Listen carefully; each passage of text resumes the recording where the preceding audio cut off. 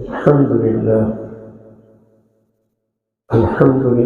نحمده ونستعينه ونستغفره ونؤمن به ونتوكل عليه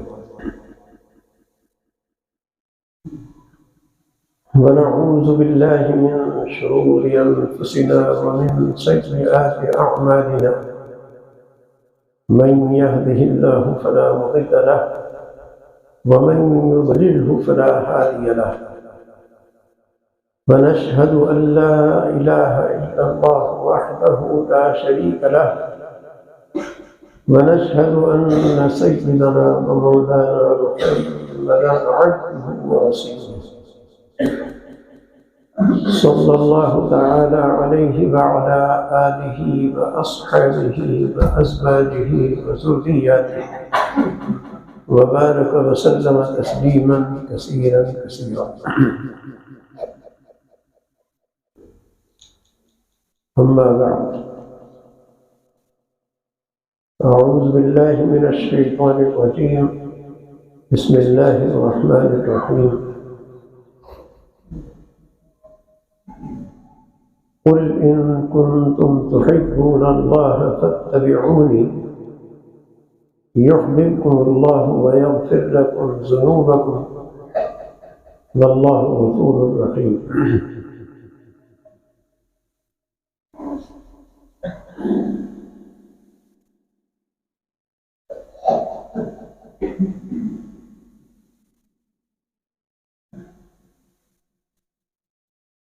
ایک شاعر کا ایک شعر ہے،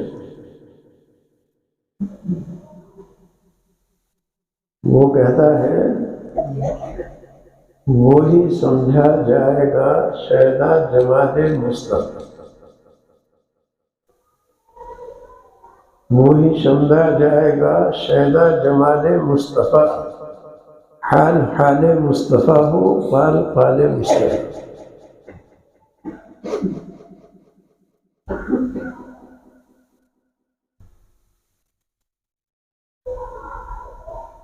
یہ جو آیت شریفہ میں نے پڑھی ہے،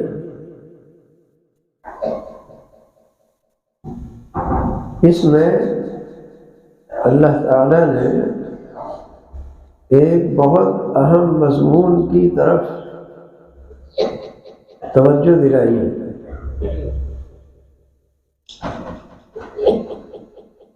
یہ تو ہر شخص چاہتا ہے،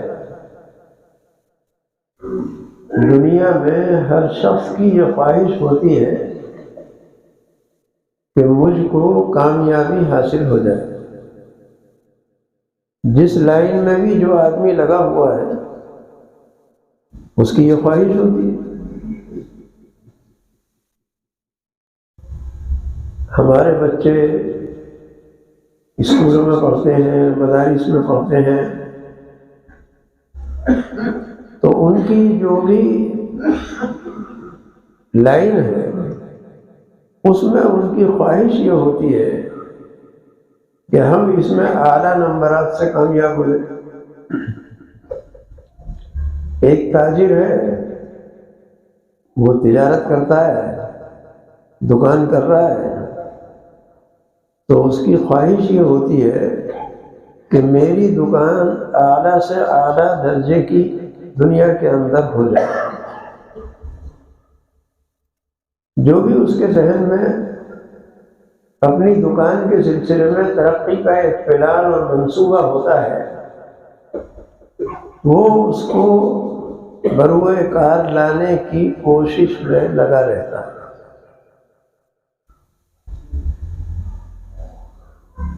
ایک مسلمان جس کا ایمان یہ ہے کہ یہ چند روزہ زندگی ہے، اس کے بعد پھر قبر کا معاملہ ہے، حشر کا معاملہ ہے، اور آخرت کا معاملہ ہے، قیامت ہے، جہنم ہے، جنت ہے. تو جہنم سے بچ کر جنت میں پہنچ جائے، یہ ہر مسلمان کی خواہش ہوتی ہے. چاہے کوئی مسلمان بیچارہ بے پڑھا لکھا ہے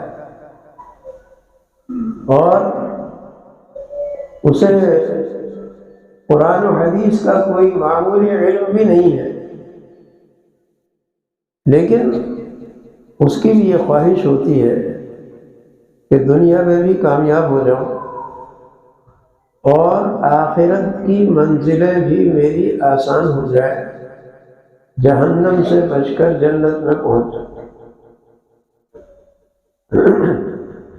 جنت ایک ایسی جگہ ہے، بعض حضرات نے اس کی تعریف میں کہا ہے بہشت آجا کے آزار نباشت، بہشت آجا کے آزار نباشت، کسیرا با کسے کار نباشت۔ جنت ایسی جگہ ہے کہ جہاں کوئی تکلیف نہیں۔ اللہ تعالیٰ نے 22ویں پارے میں سورہ فاطر میں جنتی جنت میں پہنچ جائیں گے تو اللہ تعالیٰ کی تعریف کریں گے۔ اس تعریف کو اللہ تعالیٰ نے 22ویں پارے میں نقل فرمایا، وہ یہ ہے الحمدللہ الذی اذهب عنا الحزن، الحمدللہ الذی اذهب عنا الحزن۔ تمام تعریف اس اللہ تعالیٰ کے لیے ہے کہ جس نے ہم سے تمام غموں کو دور کر دیا۔ جنت ہے ایسی جگہ جہاں کوئی غم نہیں، جہاں کوئی تکلیف نہیں، تو اللہ تعالیٰ کی تعریف میں کہیں گے الحمدللہ الذی اذهب عنا الحزن۔ تمام تعریف اس اللہ تعالیٰ کے لیے ہے کہ جس نے ہم سے تمام غموں کو دور کر دیا۔ تو ہر شخص کامیاب ہونا چاہتا ہے، ہر مسلمان کی یہ خواہش ہے کہ وہ جنت میں پہنچ جائے۔ اللہ تعالیٰ نے ایک جگہ ارشاد فرمایا کل نفس ذائقۃ الموت، ہر نفس کو موت کا ذائقہ چکھنا ہے۔ یہ ایسی حقیقت ہے کہ وہ آ کر رہے گی۔ ایک جگہ ارشاد فرمایا کہ وَلَوْ كُنْتُمْ فِي بُرُوجٍ مُشَيَّدَةٍ، تم کو موت آ کر پکڑ لے گی چاہے تم مضبوط قلعوں کے اندر بند ہو کر بیٹھ جاؤ۔ جب وقت مقرر آ جائے گا تو پھر وہ رکنے والا نہیں ہے۔ ایک جگہ ارشاد ہے ان اجل اللہ اذا جاء لا یؤخر، جب اللہ تعالیٰ کی طرف سے وقت مقرر آ جاتا ہے تو وہ ادھر ادھر نہیں ہوا کرتا، ادھر ادھر نہیں ہوگا۔ تو جنت ایسی جگہ ہے کہ جہاں کوئی تکلیف نہیں ہے، تمام غم وہاں ختم ہو جائیں گے۔ الحمدللہ الذی اذهب عنا الحزن، تمام تعریف اس اللہ تعالیٰ کے لیے ہے کہ جس نے ہم سے تمام غموں کو دور کر دیا۔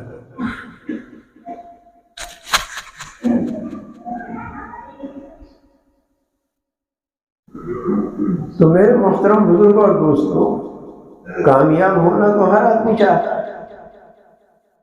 ہر شخص کی یہ خواہش ہوتی ہے۔ اسی کو اللہ تعالیٰ ارشاد فرماتا ہے کل نفس ذائقۃ الموت وَإِنَّمَا تُوَفَّوْنَ أُجُورَكُمْ يَوْمَ الْقِيَامَةِ۔ قیامت کے دن جو کچھ دنیا کے اندر تم کرو گے تو قیامت کا دن ایسا آنے والا ہے کہ وہاں تم کو اس کا پورا پورا بدلہ دے دیا جائے گا، چاہے اچھے کام کیے ہوں یا برے کام کیے ہوں، اس کا پورا پورا بدلہ دے دیا جائے گا۔ دنیا میں تو کوئی آدمی اگر جرم کرتا ہے تو بچنے کے بہت سارے راستے بھی اختیار کر لیتا ہے، دنیا میں بہت سارے جرائم کر کے بھی آدمی سزا سے بچ جاتا ہے، لیکن ایک دن ایسا آنے والا ہے، اللہ تعالیٰ ارشاد فرماتا ہے لا یغادر صغیرۃ ولا کبیرۃ الا احصاها، اس دن تمہارا نامہ عمل تمہارے سامنے پیش کر دیا جائے گا۔ اس نامہ عمل کو دیکھ کر، اس کتاب کو دیکھ کر ہر آدمی حیران رہ جائے گا اور زبان سے اپنی یہ کہے گا کہ لا یغادر صغیرۃ ولا کبیرۃ الا احصاها، یا اللہ یہ کیسا نامہ عمل ہے، دنیا کے اندر میں نے جو کچھ کیا تھا، چھوٹا گناہ بڑا گناہ، تو سارے اس کے اندر لکھے ہوئے موجود ہیں۔ لا یغادر صغیرۃ ولا کبیرۃ الا احصاها، وہ نامہ اعمال ہی ایسا ہوگا کہ اس کو دیکھ کر آدمی سمجھ لے گا کہ پوری زندگی کا کچا چٹا اس کے اندر موجود ہے۔ اب پہلے تو سمجھانے کے واسطے لوگ پتہ نہیں کیا کیا مثالیں دیا کرتے تھے، اب اللہ تعالیٰ نے ایسے ایسے آلات کو ایجاد کر دیا ہے کہ اس کے اندر ذرا سی ایک چپ ہے اور پورا کتب خانہ اس کے اندر بھرا ہوا ہے،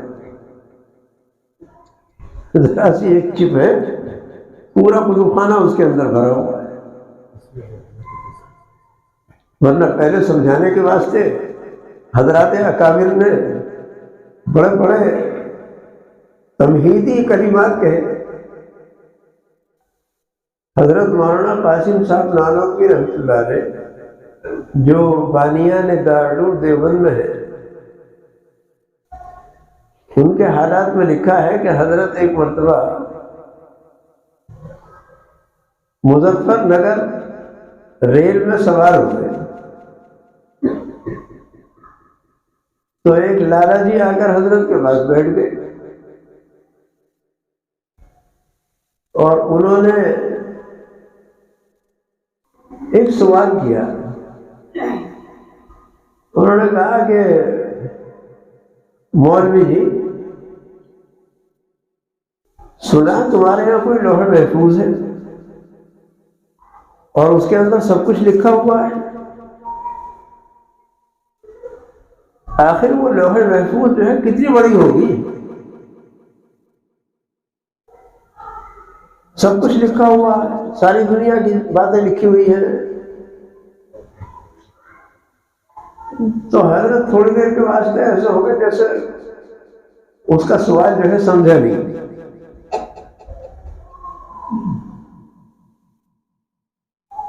حضرت نے پوچھا کہ لالا جی کہاں چکر میں پڑ رہے ہو؟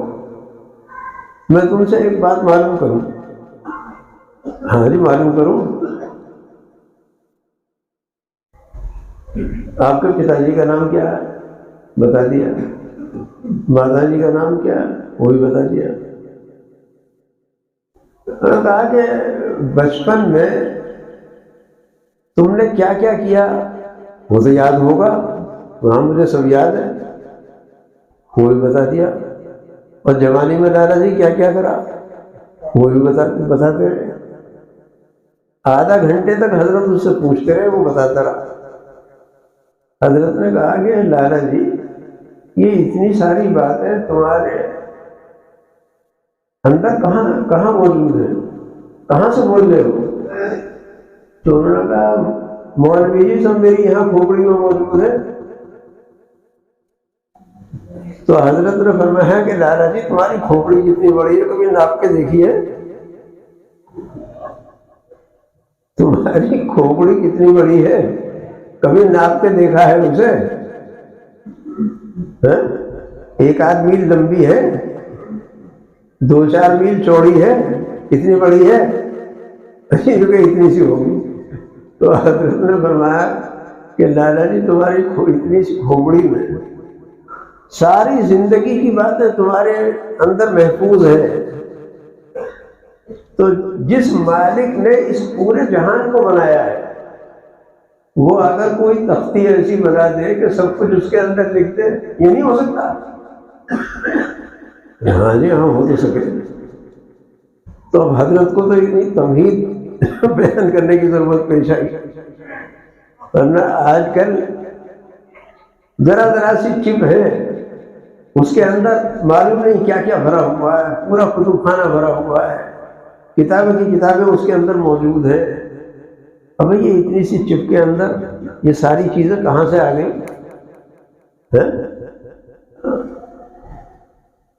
پہلے تو اگر کہا کرتے تھے کہ جانوروں نے بھی انسانوں سے بات کی ہے، جانوروں نے بھی انسانوں سے بات کی ہے، تو لوگ کہا کرتے تھے کہ پتہ نہیں ان کا دماغ بھی ہے یا نہیں، بھلا جانور انسان سے کہاں بات کرے،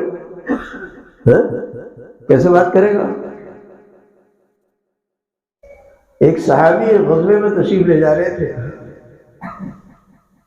اور اتفاق سے جہاں جانا تھا وہاں جانے سے پہلے سامان خرد و نوش، کھانے پینے کا سامان سب ختم، نہ پانی ہے نہ کھانے کا سامان ہے، کوئی چیز نہیں ہے، سب ختم۔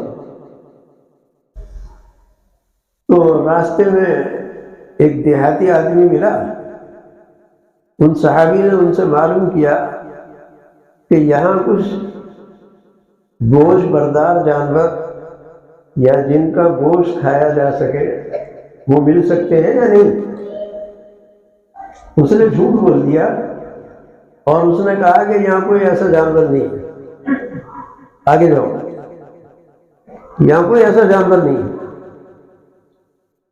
یہ ابھی وہ کہہ کے فارغ نہیں ہوا تھا کہ اس جنگل سے وہاں جو جنگلی بیل تھے انہوں نے باقاعدہ ان صحابی کو مخاطب کر کے کہا کہ کذب عدو اللہ، اس اللہ کے دشمن نے جھوٹ بولا، ہاں نحن، ہم یہاں موجود ہیں۔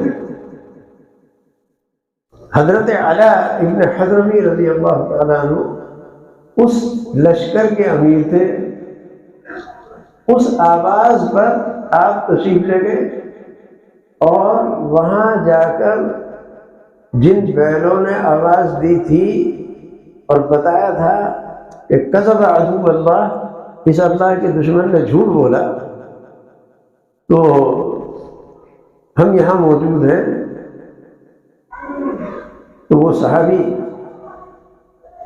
ان کے پاس گئے اور ان جانوروں کو پکڑ کے لے آئے اور لشکر پر تقسیم کر دیا۔ تو اس زمانے میں بھی اشکال کیا لوگوں نے کہ یا رسول اللہ کیا جانور بھی بولتے ہیں؟ آپ نے ارشاد فرمایا کہ ہاں میرا تو ایمان ہے اس کے اوپر، اور ابو بکر و عمر کا بھی ایمان ہے اس کے اوپر، جانور بھی بولتے ہیں۔ اب پہلے تو جانور بولتے ہیں، کیسے بول لیتے ہیں تو سمجھ میں نہیں آتا، کہ انسان کیسے بول لیتے ہیں، انسان کیسے بول لیتے ہیں؟ اللہ تعالیٰ نے انسانوں کو قوت دے رکھی ہے، بولتے ہیں، جانوروں کو قوت دے دے گا، جانور بولے۔ اور پھر سارے جسم کے اوپر غور کر کے دیکھو، سارے جسم پر غور کر کے دیکھو کہ زبان بولتی ہے بس، تو ہاتھ کیوں نہیں بولتا؟ ناک کیوں نہیں بولتی؟ کان کیوں نہیں بولتا؟ ابھی اللہ تعالیٰ نے جس کو جو قوت دی ہے وہ اس قوت کا استعمال کرتا ہے۔ تو اللہ تعالیٰ نے قوت دے رکھی ہے، ان چیزوں کے اندر وہ قوت ہے، ہر چیز میں قوت ہے۔ ناک کا کام سونگنا ہے تو وہ سونگتی ہے۔ اب اگر کوئی آدمی کہنے لگے میں تو کان میں عطر کی شیشی لگا کر کے دیکھتا ہوں کچھ خوشبو آتی ہے نہیں آتی، تو کان میں تھوڑی آ جائے گی، ناک سے لگاؤ۔ تو سارے جسم میں بولنے کا کام زبان کا ہے، زبان بولتی ہے۔ اللہ تعالیٰ اگر قدرت عطا ہاتھ میں فرما دیتا تو ہاتھ بولا کرتا، ناک میں قدرت ہوتی تو ناک بولا کرتی۔ اللہ تعالیٰ نے جس کو جیسا پیدا کر دیا وہ اپنا کام کر رہا ہے۔ وہ اپنا کام کر رہا ہے. تو ایسے ہی جانور بولتے ہیں، اور اللہ تعالی نے اگر ان کو بولنے کی قوت نہیں بھی عطا فرمائی ہے تو بر وقت عطا فرما دیتا ہے. اللہ تعالیٰ کو یہ بھی قدرت. حضرات صحابہ کرام رضی اللہ عنہم اجمعین جب افریقہ کے جنگلوں میں تشریف لے گئے تو زہریلے جانور تھے، سانپ، بچھو اور طرح طرح کے شیر، چیتے. آج بھی وہاں جانور بہت ہیں، اور اس زمانے میں تو انہی کا بسیرا تھا. تو جو صحابی امیر جماعت تھے، امیر لشکر تھے، انہوں نے جنگل کے کنارے پر کھڑے ہو کر آواز دی اور ارشاد فرمایا کہ اے جنگلی جانوروں، ہم غلامان محمد ہیں اور دین کی خاطر یہاں آباد ہونا چاہتے ہیں. تم یہاں سے کہیں اور نکل کر چلے جاؤ، اور خبردار اگر آج کے بعد کسی کو دیکھا گیا تو اسے قتل کر دیا جائے. وہ آواز کیا تھی کہ وہ جانوروں میں بجلی کی طرح کود گئی. سانپ، بچھو، شیر، چیتے، لکڑ بگے، وہ سب اپنے اپنے بچوں کو لے کر وہاں سے چل دیے اور سارا جنگل جو ہے صاف کر دیا. تو اللہ تعالیٰ نے ان کو سمجھ عطا فرما دی. یہ ساری قوت دینے والا کون ہے؟ اللہ ہے. اگر انسان اپنے ہی اوپر غور کر کے دیکھے، اللہ تعالیٰ اس جگہ ارشاد فرماتا ہے وَفِي أَنفُسِكُمْ أَفَلَا تُبْصِرُونَ. تم اپنے ہی اندر غور کر کے دیکھ لو نا، اپنے ہی اندر غور کر کے دیکھ لو. اللہ تعالیٰ نے تمہارے اندر کیسی کیسی چیزیں پیدا کر رکھی ہیں، اور کیسے کیسے اللہ تعالیٰ نے عجائبات تمہارے جسم کے اندر رکھ رکھے ہیں. کبھی غور کر کے دیکھو، آدمی غور کر کے دیکھے. ہمارے جو علی گڑھ کے حکیم کریم اللہ صاحب ہیں، منتظر شہر علی، وہ دارالعلوم تشریف لے گئے تھے، تو وہ فرما رہے تھے کہ اللہ تعالیٰ کی عجیب قدرت ہے کہ جو آدمی کھانا کھاتا ہے تو منہ کے اندر حلق جہاں سے شروع ہوتا ہے وہاں 2 سوراخ ہے، اور دونوں ملے ہوئے ہیں، بالکل دونوں سوراخ جو ہیں بالکل ملے ہوئے ہیں.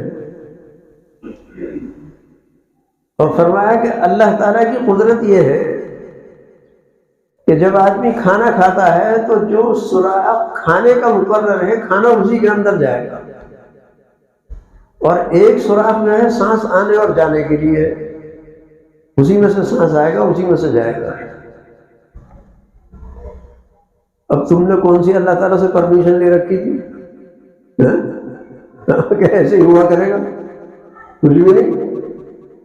اللہ تعالیٰ کی قدرت ہے.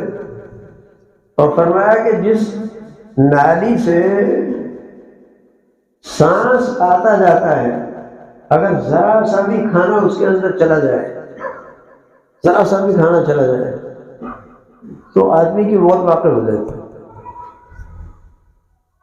اور وہاں اسے روکنے والا کوئی نہیں. اور دونوں سوراخ جو ہے بالکل ملے ہوئے ہیں، دونوں سوراخ بالکل ملے ہوئے ہیں. اب یہ اندر اندر کون کام کر رہا ہے؟ یہ تو کھانا کھا لیا، اب معدے میں گیا، معدہ جو ہے وہ اپنا سارا کام کر رہا ہے، اسے فلٹر بھی کرنا ہے، خون بنانا ہے، اور جو فضلہ ہے اسے الگ کو نکالنا ہے. پھر خون جو ہے اس کو دل، دماغ اور پورے جسم کے اندر دوڑانا ہے. سارے کام ہو رہے ہیں، اندر اندر ہو رہے ہیں، اور یہ ساری مشین جو ہے خود بخود چل رہی ہے. اللہ تعالیٰ نے اس کو اسی طرح پیدا کر دیا، اور ہر انسان کو اللہ تعالیٰ نے، ہر جاندار کو اللہ تعالیٰ نے بغیر کسی درخواست کے یہ ساری چیزیں عطا فرما رہے ہیں۔ تو یہ اللہ تعالیٰ کی قدرت ہے، اللہ تعالیٰ کی قدرت کے مظاہر ہیں۔ تو اسی کو فرمایا کہ وفی انفسکم افلا تبصرون، تم اپنے ہی اندر ذرا غور کر کے دیکھو کہ ہماری قدرت کے عجائبات اور ہماری قدرت کے مظاہر کتنے تمہارے اندر ہیں۔ سوچو، کبھی غور کرو۔ اور یہ اللہ تعالیٰ نے جو کچھ ہمیں دے رکھا ہے یہ بغیر کسی ہماری درخواست کے دے رکھا ہے، بغیر کسی استحقاق کے دے رکھا ہے۔ یہ اللہ تعالیٰ کی بڑی بڑی نعمتیں ہیں جن سے ہم رات دن فائدہ اٹھا رہے ہیں، رات دن فائدہ اٹھا رہے ہیں۔ تو میں یہ عرض کر رہا تھا کہ ہر انسان کامیاب ہونا چاہتا ہے، اور جو کامیابی کا ایک معیار اس کے ذہن میں مقرر ہے اس تک پہنچنا چاہتا ہے۔ اسی کو اللہ تعالیٰ فرماتا ہے کہ ہر انسان کو موت کا ذائقہ چکھنا ہے۔ وَإِنَّمَا تُوَفَّوْنَ أُجُورَكُمْ يَوْمَ الْقِيَامَةِ، اور قیامت کے دن تم کو تمہارے سارے اعمال کا پورا پورا بدلہ دے دیا جائے۔ دنیا میں تو جو آدمی طاقتور ہے وہ ہو سکتا ہے بہت سے جرائم کرنے کے بعد بھی بچ جائے، تو بہت سے جرائم کر رہا ہے، بہت سے ڈاکو ہیں ڈاکہ ڈالنے ہیں، اور ویسے بھی دنیا کے اندر ان کی خوبصورتی بول رہی ہے، اور نہ معلوم کیا کیا کر رہے ہیں، اور لوگ ان کے گلوں میں ہار بھی ڈال رہے ہیں۔ سب کچھ ہو رہا ہے دنیا میں، تو یہ سب کچھ ہو رہا ہے، لیکن قیامت میں وہ ایسا دن ہے کہ وہاں چھوٹے سے چھوٹا عمل، بڑے سے بڑا عمل، وہ سب تمہارے سامنے آ جائے گا، اور سب کا پورا پورا بدلہ تم کو دے دیا جائے گا۔ وَإِنَّمَا تُوَفَّوْنَ أُجُورَكُمْ يَوْمَ الْقِيَامَةِ۔ یہی وجہ ہے، یہی بہت بڑی وجہ ہے کہ مسلمان اگر اپنے کسی دشمن پر قابو پا لیتا ہے تو اس کے ساتھ میں ظلم و زیادتی کا معاملہ نہیں کرتا، انصاف کا معاملہ کرتا ہے، اس کے حقوق کی رعایت رکھنے کی کوشش کرتا ہے۔ اور جن لوگوں کا آخرت پر ایمان نہیں ہے وہ اگر اپنے دشمن پر قابو پا لیتے ہیں تو پھر اس کے ساتھ میں جو کچھ بھی ظلم و زیادتی کرتے ہیں وہ سب دنیا کے سامنے ہے۔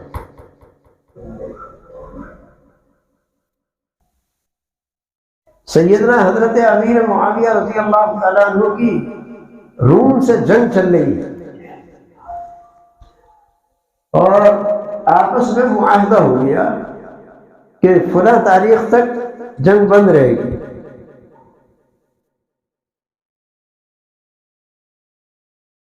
وہ تاریخ گزری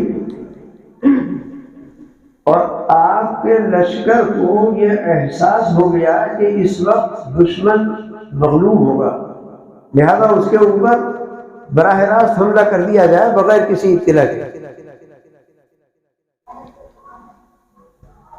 حضرت کے جو لشکر کے لوگ تھے وہ آگے بڑھے اور حضرت بھی موجود تھے، بنفس رفیس اس کے اندر موجود ہے۔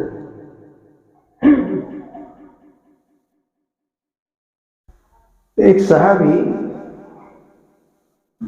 وہ گھوڑا دوڑاتے ہوئے سیدنا حضرت امیر معاویہ رضی اللہ تعالیٰ عنہ کے گھوڑے کے برابر میں آتا ہے اور 3 مرتبہ زور سے فرماتے ہیں کہ وفاء لا بدر، وفاء لا بدر، وفاء لا بدر۔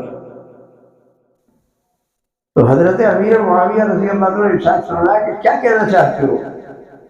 انہوں نے فرمایا کہ جب معاہدے کی تاریخ گزر جائے تو جب تک دشمن کو پہلے اطلاع نہ کر دی جائے اس وقت تک اس کے اوپر حملہ کرنے کا حق نہیں ہے۔ اور آپ کے لشکر نے دشمن کو اطلاع نہیں کی ہے، لہذا آپ کو حق نہیں ہے کہ آپ اپنے لشکر کو آگے بڑھنے دیں۔ اب جن لوگوں کا آخرت پر ایمان نہیں ہے وہ تو بھلا کیسے اس کو روک سکیں گے؟ مگر سیدنا حضرت امیر معاویہ رضی اللہ تعالیٰ عنہ نے صرف ان کی ایک بات سن کر کے اپنے لشکر سے یہ کہا کہ ہم جہاں سے چلے ہیں پھر پیچھے وہیں لوٹ گئے، آگے بڑھنے کی اجازت نہیں ہے، کسی کو آگے بڑھنے کی کسی کو اجازت نہیں ہے۔ تو مسلمانوں کو اسی لیے اگر وہ اپنے دشمن پر قابو بھی پا لیتا ہے تو اس کے ساتھ میں ظلم و زیادتی کا معاملہ نہیں کرتا، اس لیے کہ اس کو ہمیشہ خیال رہتا ہے کہ مجھے آخرت میں حساب کتاب پیش کرنا ہے۔ سیدنا حضرت علی کرم اللہ تعالی وجہہ پر عبد الرحمن ابن بلجم خارجی نے حملہ کیا اور آپ کے سر مبارک پر تلوار ماری، تو اس میں آپ شہید نہیں ہوئے، یعنی زندہ رہے۔ تو آپ نے ارشاد فرمایا کہ یہ جو میرا دشمن ہے علیل فراشکم، دیکھو اس کو بستر بھی اچھا دینا، وَأَطِيبُوا طَعَامَكُمْ، کھانا بھی اچھا کھلانا، اچھا کھانا کھلاتے رہو، بستر بھی اچھا دیتے رہو، اور ہر حسن سلوک کا معاملہ اس کے ساتھ میں کرتے رہو۔ اگر میں مر گیا اسی زخم میں تو میرے اولیاء کو اختیار ہوگا، وہ جو چاہیں گے کریں گے، اور اگر میں بچ گیا تو مجھے اپنے معاملے کا اختیار ہے، میں اپنے دشمن کو معاف بھی کر سکتا ہوں۔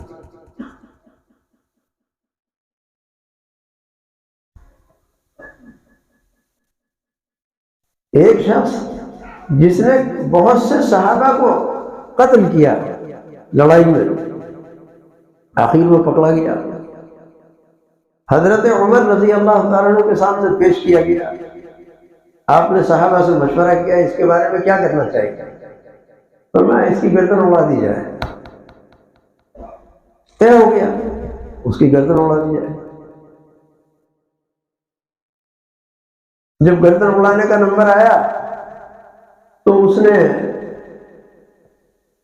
کہا کہ میری ایک آخری خواہش ہے۔ حضرت عمر رضی اللہ عنہ نے پوچھا کیا خواہش ہے تمہاری؟ انہوں نے کہا پہلے آپ مجھ سے وعدہ کر لیجئے کہ آپ جو کچھ میں کہوں گا آپ اسے پورا کریں گے۔ انہوں نے فرمایا کہ مجھے ایک پیالہ پانی پینے کی اجازت دے دی جائے۔ حضرت نے فرمایا بہت اچھا، پی لو۔ پانی منگا کے دے دیا، پانی منگا کے سامنے رکھ دیا، تو اب وہ بیٹھا ہوا پیتا نہیں۔ حضرت عمر رضی اللہ عنہ نے فرمایا کہ بھائی تم نے پانی مانگا تھا، پانی سامنے رکھا ہوا ہے، پی لو اس کو۔ فرمایا حضرت مجھے خطرہ یہ ہے کہ اس پانی کے پینے سے کہیں پہلے ہی تلوار آپ کی میری گردن پر نہ آ لگے۔ حضرت نے فرمایا کہ جب تک تم اس پانی کو نہیں پیو گے ہم نے تمہیں چھوڑ دیا، یعنی تلوار تمہاری گردن پر نہیں چلے گی۔ اس نے وہ پانی پیانے کا جو پھینک دیا، انہوں نے کہا اب آپ مجھے قتل نہیں کر سکتے۔ حضرت عمر رضی اللہ تعالیٰ نے فرمایا کہ حالانکہ مسئلہ تو یہی تھا کہ پانی نہیں پینا ہے تو معاملہ ختم، جب پانی نہیں پینا ہے تو معاملہ ختم، قاعدے کے اعتبار سے یہی ہے۔ لیکن اس کے باوجود حضرت عمر رضی اللہ تعالیٰ نے فرمایا کہ ہم کو یہی حکم دیا گیا ہے کہ ہم اپنے دشمنوں کے ساتھ اچھا سلوک کریں، لہذا اس مرتبہ بھی ہم تم کو معاف کرتے ہیں۔ اس مرتبہ بھی ہم تم کو معاف کرتے ہیں۔ تو اس نے فوراً کلمہ پڑھا اور کلمہ پڑھ کر مسلمان ہو۔ یہ کوئی دوسرا تھوڑی کر سکتا ہے۔ سیدنا حضرت علی کرم اللہ تعالی وجہہ، ایک دشمن سے لڑائی ہو رہی ہے اور دونوں طرف سے تلوار چل رہی ہے، اور حضرت اس کے اوپر قابو پا گئے، اس کو پچھاڑ کے اس کے سینے پر بیٹھ گئے، اور تلوار ہاتھ میں ہے۔ بس اب تو یہ ہے کہ ایک بار کرے اور اس کی گردن جدا۔ اب تو مثل مشہور ہے کہ مرتا کیا نہیں کرتا۔ اس نے حضرت کے چہرے پر تھوک دیا، اس شخص نے حضرت کے چہرے پر تھوک دیا۔ اب اگر کوئی ایسا آدمی ہو کہ جس کا ایمان ہی آخرت پر نہ ہو تو ایسے وقت میں کیا کرے گا؟ جو کہتا ہے اگر 2 منٹ کے بعد ماروں گا تو ابھی مار دوں گا۔ مگر حضرت علی کرم اللہ تعالیٰ وجہہ جیسے ہی اس نے آپ کے چہرے پر تھوکا تو آپ اسے چھوڑ کر الگ کھڑے ہو گئے۔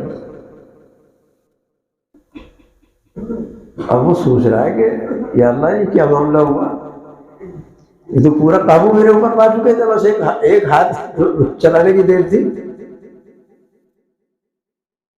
تو اس نے خود ہی معلوم کیا کہ حضرت آپ نے مجھے کیوں چھوڑ دیا؟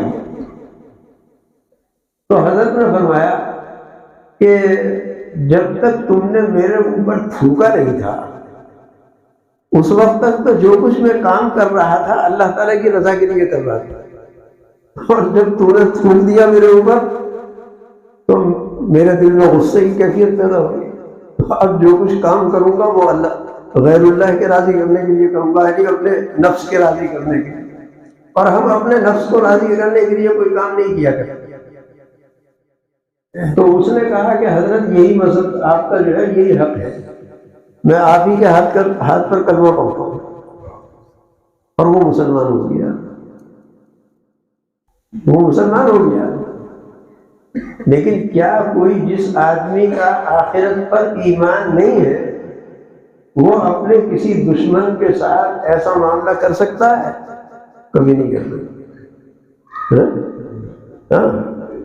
نفس پر کنٹرول کرنا، نفس پر کنٹرول کرنا یہ آخرت پر ایمان کی بدولت ہوتا ہے۔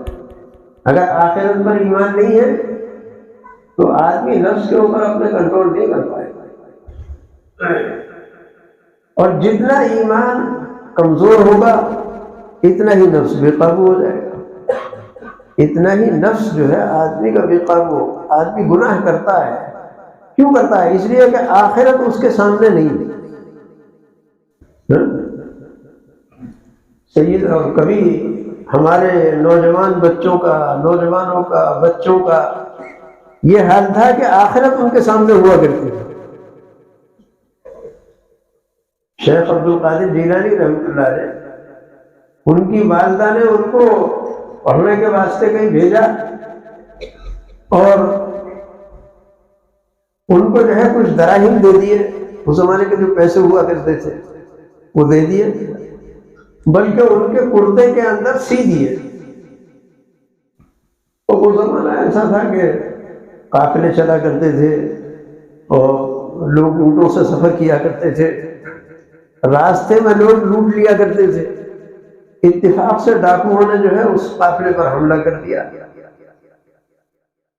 اور انہوں نے سب کا سامان جو ہے کسی کو مارا، کسی کو دھاڑا، جو کچھ بھی کیا، اور کسی کا ننگا جھاڑا لیا اور سارا سامان لوٹ لیا انہوں نے۔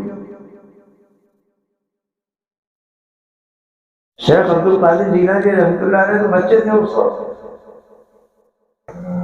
ان سے پوچھا کہ بیٹا تمہارے پاس بھی کچھ ہے؟ انہوں نے کہا ہاں، میری ماں نے چلتے وقت 40 درہم مجھے دے دیے تھے۔ انہوں نے کہا وہ کہاں ہے؟ انہوں نے کہا یہ رہے، میری بغل میں سی کے لگا دیے تھے، یہاں ہے۔ تو اس کو بڑا تعجب ہوا، اس نے کہا کہ یہ بچہ جو ہے اسے بتا رہا ہے، تو چھپا نہیں سکتا تھا، بچے کو یہ مارا تو نہیں جاتا۔ انہوں نے اپنے سردار کے سامنے اس کو پیش کیا، کہا تھا یہ عجیب قسم کا بچہ ہے، اس سے معلوم کیے۔ اس نے بھی معلوم کیا، اس نے کہا بیٹا یہ تم نے سچ کیوں بول دیا؟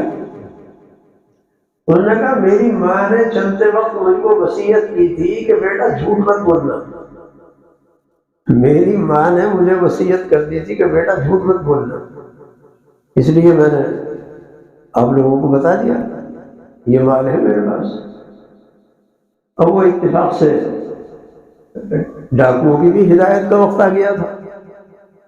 اس سردار نے یہ کہا کہ بھئی یہ بچہ اپنی ماں کی نصیحت کے اوپر عمل کر رہا ہے اور اپنی زندگی کو اس نے سدھار دیا، سچ بول رہا ہے، اور ہم لوگ جو ہے اتنے بڑے ہو کر اور ڈاکہ ڈال کر اپنا کام کر رہے ہیں، ہمیں سب کو تائب ہو جانا چاہیے، سچی پکی توبہ کر لینی چاہیے۔ وہی ہدایت کا ذریعہ بن گیا، وہی ہدایت کا ذریعہ بن گیا۔ مسلمان اگر اپنے اعمال کو اچھا کر لے، گناہوں سے بچنے کی کوشش کرے، تو اس کے اثرات دور دور تک پہنچتے ہیں، اور ہمیں چاہے نظر آئے یا نہ آئے گھر پہنچتے ہیں۔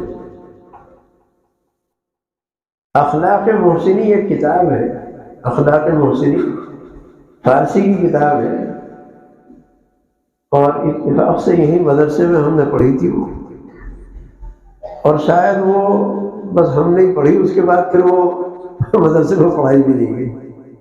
اخلاق محسنی نام ہے اس کا، کتاب کا، فارسی کی ہے وہ۔ اس نے ایک واقعہ لکھا ہے کہ ایک بادشاہ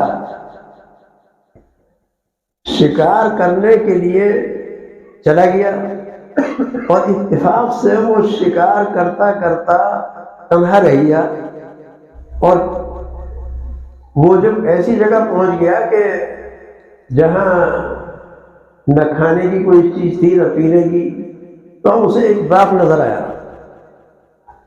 ایک باغ نظر آیا، اس کے اندر وہ داخل ہو گیا۔ اس نے باغ کے مالی سے پوچھا کہ بھئی اس باغ کے اندر کیا کیا درخت ہے؟ اس نے کہا جی یہ انار کا درخت ہے، یہ فلاں درخت ہے، یہ فلاں درخت ہے۔ تو اس نے کہا کہ اچھا ایک انار جو ہے اسے ایک گلاس انار کا رس جو ہے وہ میں لا کر پلاؤ۔ وہ گیا، اس نے ایک انار توڑا اور دونوں ہاتھوں سے اس کو دابا، تو پورا گلاس بھر گیا، اور لے آیا، پی لیا۔ اس نے دیکھا کہ بھئی کوئی شکل و صورت سے معلوم ہو ہی جاتا ہے بڑا آدمی ہے، چلو اس کو پلا دو، پلا دیا۔ تو بادشاہ جو ہے وہ یہ سوچنے لگا کہ میری رعایا کے پاس اتنا عمدہ قسم کا باغ موجود ہے، اور آج تک میں نے اس کے اوپر ٹیکس نہیں لگایا، مجھے ٹیکس لگانا چاہیے، اور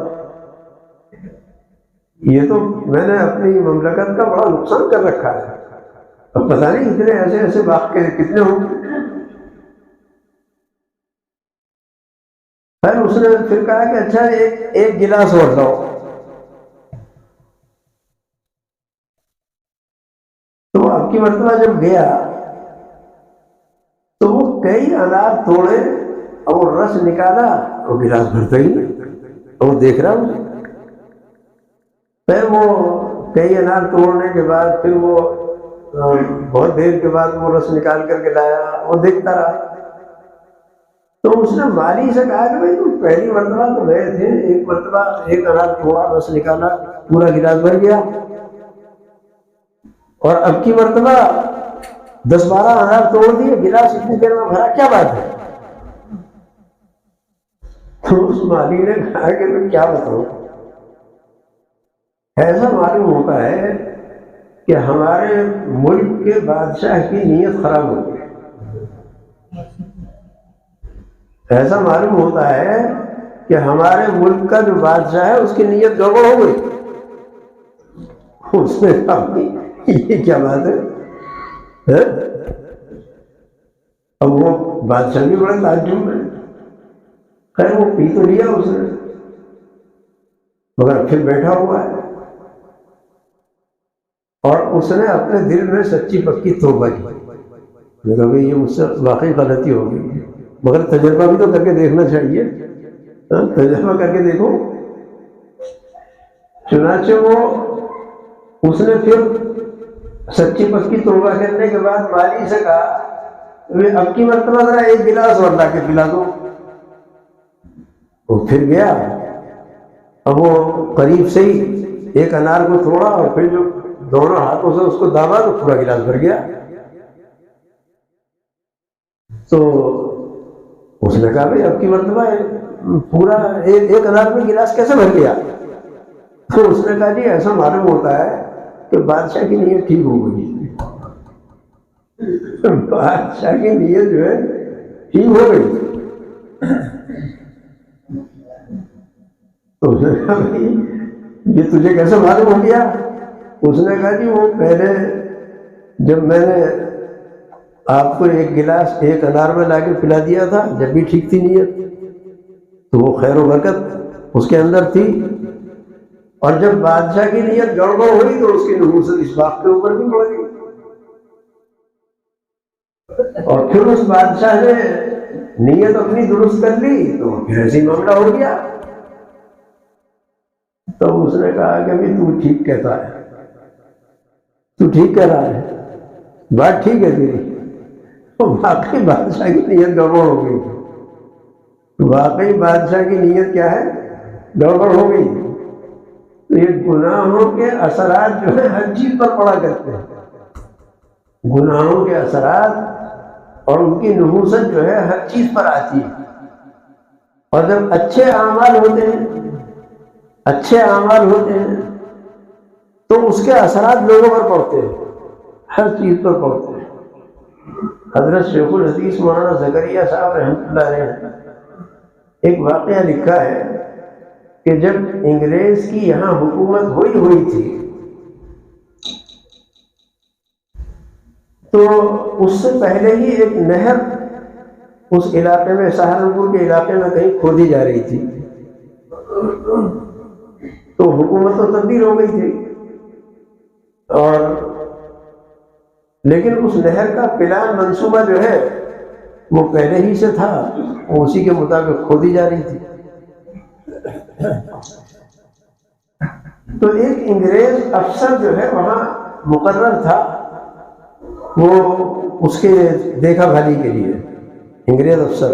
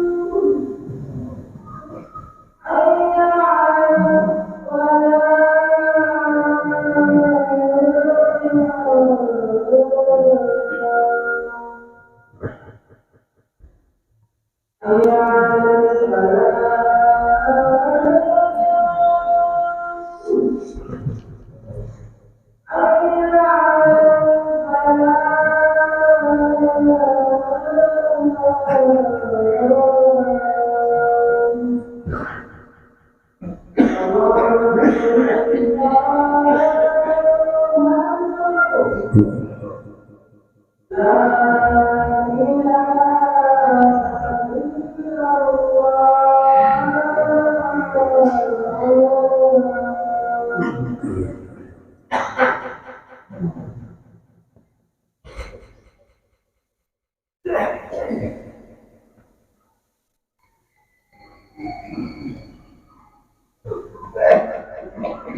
لوگ نہر کی کھدائی پر مزدوری کر رہے تھے، اتفاق سے نہر کھودتے کھودتے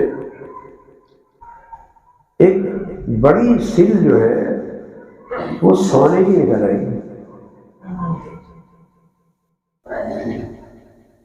تو جو یہ مزدوری کرنے والے لوگ تھے، یہ بیچارے معمولی درجے کے لوگ تھے. انہوں نے کہا بھائی یہ بہت قیمتی خزانہ نکل آیا، کیا کریں اس کا؟ تو انہوں نے کہا بھائی یہ جو ہمارے افسر ہیں ان کو لے جا کر دے دینا چاہیے. اب یہ حکومت کا معاملہ ہے، جو کچھ بھی کرنا چاہے گی کرے گی، لیکن ہمارا اس میں کوئی حق نہیں ہے. چنانچہ وہ لے جا کر کے اس کے خیمے میں پیش کر دیا کہ سرکار یہ سونے کی سل نکلی ہے. وہ تو معاملہ ختم ہو گیا. مگر کچھ سالوں کے بعد اتفاق سے ایک معاملہ پیش آیا، اور وہ یہ کہ ایک شخص نے اپنی کسی عزیز کی لڑکی جو ہے اس کے جو کان کی بالیاں تھیں اس کو نکالا اور اسے قتل کر کے پھینک دیا.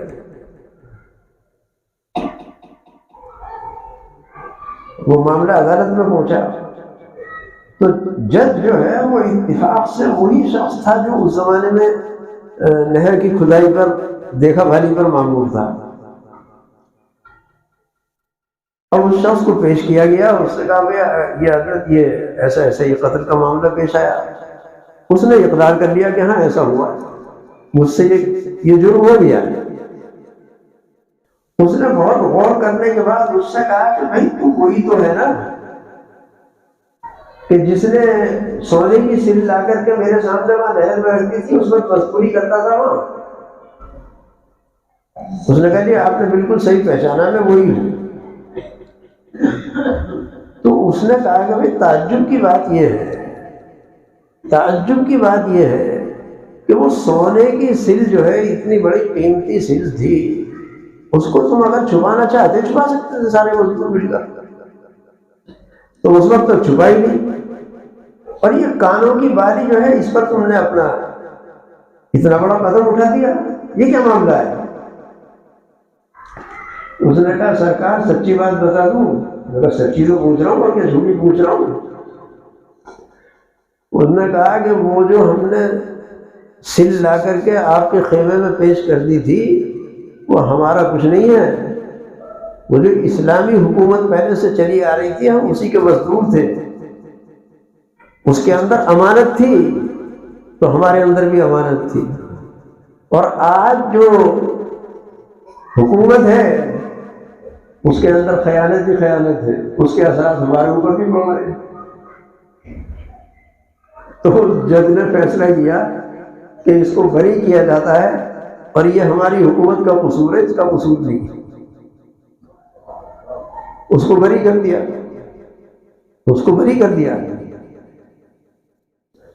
حضرت شاہجہاں صاحب رحمۃ اللہ علیہ بہت منصف مزاج بادشاہ گزرے. ایک مرتبہ خرناٹے لے کر سو رہے تھے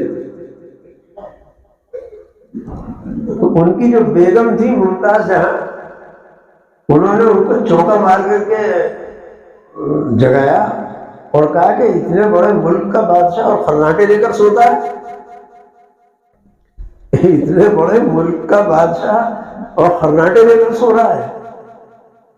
تو یہ ملک تو کٹتا کٹتا بہت چھوٹا ہو گیا. وہ پہلے بہت بڑا تھا، ان کے زمانے میں بہت بڑا تھا. تو انہوں نے چونکا مار کر کے کہا کہ اتنے بڑے ملک کا بادشاہ اور خرناٹے لے کر سو رہا ہے. وہ اٹھے، پوچھا کیا بات ہے؟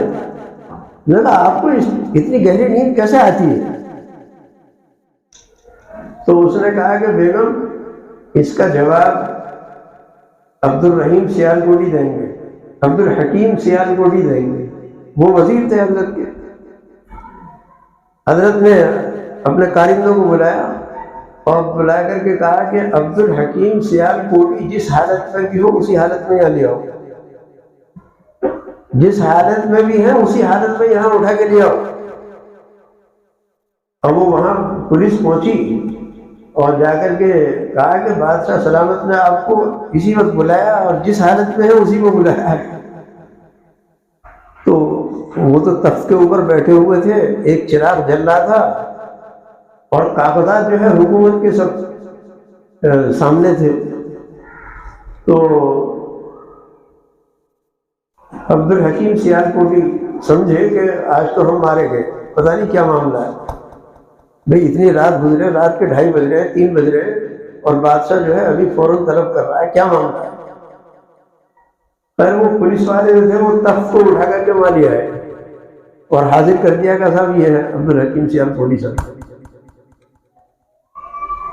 بادشاہ نے پوچھا کہ مولوی عبد الحکیم صاحب، یہ رات اتنی گزر گئی، کیا کر رہے تھے اس وقت بیٹھے ہوئے؟ اس نے کہا کہ حضرت، انہوں نے کہا کہ حضرت بات یہ ہے، بادشاہ سلامت کو کہا کہ بات یہ ہے کہ پچھلے سال ہمارے خزانے کے اندر فلاں علاقے کا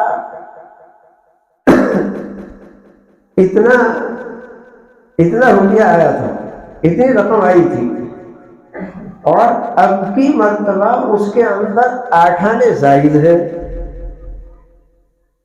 تو میں نے یہ سوچا کہ یہ 8 آنے زائد آئے کہاں سے؟ اور جب آپ کی یہ پولیس پہنچی ہے تو میں نے یہ سوچا کہ اب شاید اسی کا محاسبہ ہوگا مجھ سے کہ یہ زائد رقم آئی کہاں سے، یا تو اس کا جواب دو ورنہ پھر گڑبڑ ہے معاملہ۔ تو انہوں نے کہا میں نے جلدی اللہ تعالیٰ سے دعا بھی کی اور کاغذات دیکھنے شروع کیے، تب ایک کاغذ کے اندر لکھا ہوا یہ ملا کہ فلاں جگہ کا جو بیت المال تھا وہاں کا تالا دوسرا بدل کر لگایا گیا اور پرانے تالے کو بیچا گیا، اور اتفاق سے وہ زائد رقم کا بھی گیا اور یہ تھوڑی رقم کا آ گیا، اس لیے وہ اتنے پیسے زائد خزانہ شاہی میں جمع کیے جاتے ہیں۔ انہوں نے کہا جب میری جان میں جان آئی تو اس نے، بادشاہ نے اپنی بیگم سے کہا کہ دیکھو جب تک عبد الحکیم سیالکوٹی جیسا وزیر میرے سر پر موجود ہے، دیانتدار، اس وقت تک مجھے کوئی غم نہیں ہے، آرام سے سو سکتا ہوں۔ اب بتاؤ میرے سونے کا حق ہے نہیں؟ ہاں بالکل حق حاصل ہے، آپ کو سونے کا حق حاصل ہے۔ تو میرے محترم بزرگوں اور دوستوں، ان چیزوں کا، گناہوں کے اثرات جو ہیں وہ لوگوں پر پڑتے ہیں، ایک دوسرے کے اثرات پڑتے ہیں، اور جب بڑے لوگ گناہ کرتے ہیں تو اس کے دور تک اثرات پہنچتے ہیں، اچھا کام کرتے ہیں تو اس کے دور تک اثرات پہنچتے ہیں۔ مسلمان جب اچھا کام کریں گے تو انشاءاللہ اس کے اثرات دور تک پہنچیں گے۔ اسی اخلاق محسنی کے اندر ایک واقعہ اور لکھا ہے بادشاہی کا ایک واقعہ لکھا ہے کہ ایک بادشاہ جو تھا وہ ایک باغ میں گیا اور اس نے باغ کے مالی سے جا کر کے پوچھا بھائی تمہارے باغ کے اندر یہ کیا کیا ہے؟ اس نے بتایا تو بادشاہ جو تھا اس نے اس باغ کے مالی سے یہ کہا کہ بھائی اس میں سے کچھ پھل وغیرہ توڑ کر لا کر ہمیں دو اور یہ بتاؤ کہ کون سے درخت کا پھل اچھا ہے۔ اس نے کہا حضور میں نے تو آج تک اس باغ کے پھل کو چکھا نہیں، میں نے آج تک اس باغ کے پھل کو چکھا نہیں ہے۔ میں نے کہا کیوں، نہ چکھنے کی وجہ کیا ہے؟ اس نے کہا جی بات یہ ہے اتنا زمانہ پہلے کسی کسی ملک کا بادشاہ جو ہے وہ یہاں آیا تھا اور اس نے مجھ سے پوچھا کہ اس باغ میں کون سا پھل اچھا ہے. میں نے بتایا تو اس نے جو ہے قسم کھا لی تھی کہ اگر اس باغ کے پھل جو ہے بہت اچھے ہو جیسا کہ تو کہتا ہے تو میری بیوی کو طلاق. اور کہا وہ بادشاہ جو ہے وہ چلا گیا. اب تو بادشاہ ہی ہوتا ہے, اسے کسی بات پر غصہ آ گیا, وہ چلا گیا. تو اب وہ مالی یہ کہتا ہے کہ اگر میں نے اس پھل کو چکھ لیا اور میرے ہی چکھنے پر جو ہے اس نے قسم بھی کھائی تھی تو اس کی تو بیوی جو ہے اس کو طلاق ہو جائے گی. اب بادشاہ کے گھر میں جو ہے وہ بیوی مطلقہ پڑی رہے تو رعایا کے اوپر کیا اثرات ہوں گے. اس لیے میں نے کبھی اس بات کا پھل چکھا نہیں. اور وہ تھا یہودی. تو انہوں نے کہا جب یہودیوں کے اندر اتنی دیانتداری ہوگی تو پھر اس کے اثرات پڑتے ہیں, اور مسلمانوں کے اندر ہوگی تو کتنے اثرات پڑیں گے. اس لیے میرے محترم بزرگ اور دوست, ہمیں اپنے اعمال کا محاسبہ بھی کرتے رہنا چاہیے. گناہوں کے اثرات پڑتے ہیں اور نیکیوں کے بھی اثرات پڑتے ہیں اور غیر محسوس طریقے پر پڑتے ہیں. اس لیے ہمیں اپنے تمام اعمال کو نبی اکرم صلی اللہ علیہ وسلم کے طریقے کے مطابق ادا کرنے کی کوشش کرتے رہنا چاہیے. صرف یہ نہیں کہ نماز پڑھ لی وہ کافی ہے. نماز ہے, روزہ ہے, حج ہے, زکوٰۃ ہے, اور جتنے بھی دنیا بھر کے معاملات ہیں ان تمام معاملات میں ہم کو نبی اکرم صلی اللہ علیہ وسلم کے طریقے کے مطابق چلنے کی کوشش کرنا چاہیے. اگر ہم اس کے اندر کوشش کریں گے تو انشاءاللہ اس کے اثرات ہمارے اوپر اچھے پڑیں گے, ہماری نسلوں کے اوپر اچھے پڑیں گے, لوگوں کے اوپر اچھے اثرات پڑیں گے, اور انشاءاللہ خیر آئے گی. دنیا کے اندر سے بہت سارے فتنے ختم ہوں.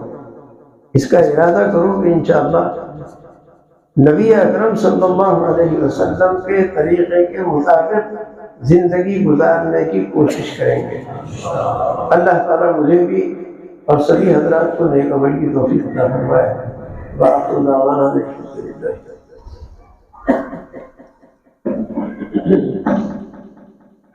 جو حضرات بھی انتقال کر رہے ہیں سبھی کے لیے دعا کریں. خاص طور سے فلسطین کے اندر بہت بڑی تعداد